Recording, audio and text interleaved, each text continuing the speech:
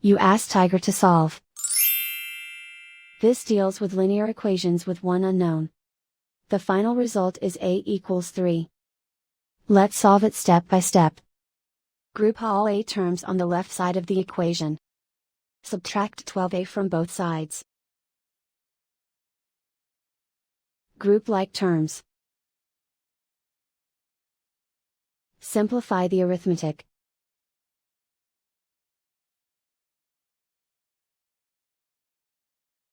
Group all constants on the right side of the equation.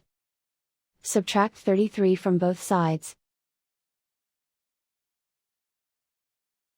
Simplify the arithmetic.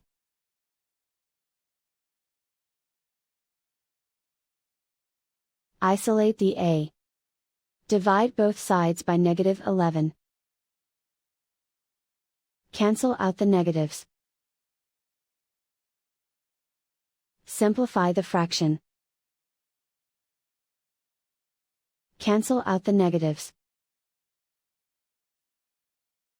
Find the greatest common factor of the numerator and denominator.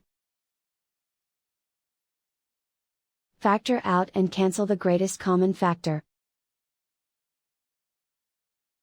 And so the final result is a equals 3.